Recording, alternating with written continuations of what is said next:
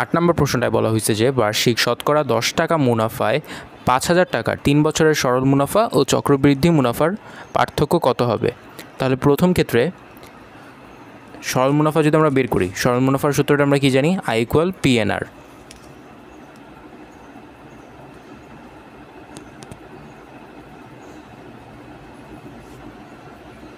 তাহলে লিখব সরল মুনাফা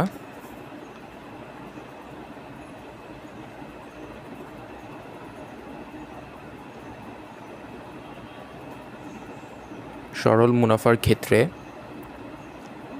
I = PNR/100।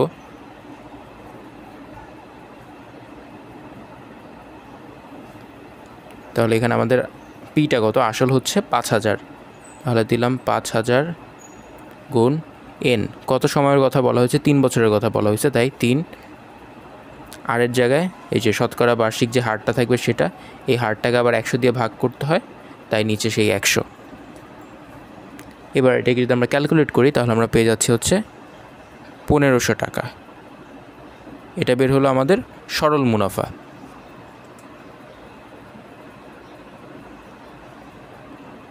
এবার যদি আমরা চক্রবৃদ্ধি মূলধনটা বের করতে চাই, চক্রবৃদ্ধি মূলধন আমরা কি জানি,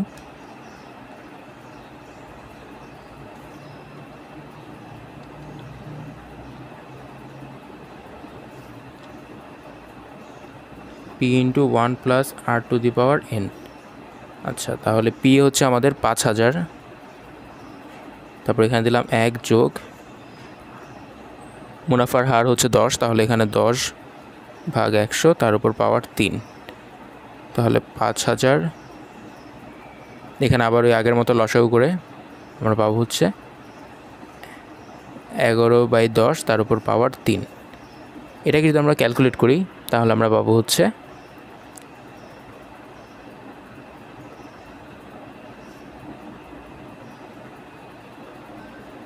6,655 টাকা।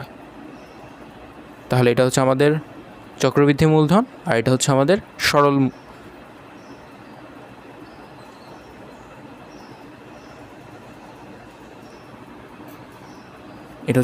মুনাফা, এটা হচ্ছে আমাদের চক্রবৃদ্ধি মূলধন।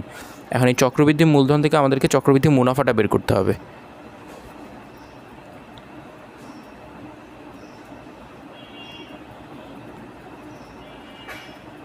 চক্রবৃদ্ধি মুনাফাটা কি, চক্রবৃদ্ধি মুনাফাটা হচ্ছে C - P। এই C থেকে এই পিটাকে বাদ দিলেই আমরা চক্রবৃদ্ধি মুনাফাটা পাবো। তাহলে 6,655 মাইনাস মুনাফা ছিল 5,000, এটা যদি আমরা বিয়োগ করি তাহলে আমরা পাচ্ছি হচ্ছে 1,655 টাকা। এই 1,655 টাকাটা হচ্ছে আমাদের চক্রবৃদ্ধি মুনাফা। এবার আমাদের কাছে কি চাইছে, আমাদের কাছে চাইছে হচ্ছে চক্রবৃদ্ধি মুনাফা আর এই যে সরল মুনাফা ছিল এটার পার্থক্য। তাহলে আমরা কি করব, এই পার্থক্যটা যেটা বের করব, 1,655 থেকে আমরা 1,500 বিয়োগ করে দিব।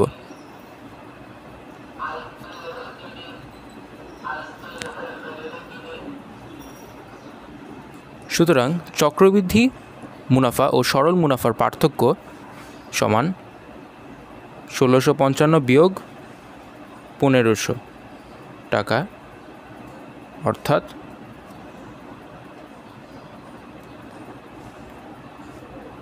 155 টাকা। তাহলে এটাই হচ্ছে আমাদের অ্যান্সার।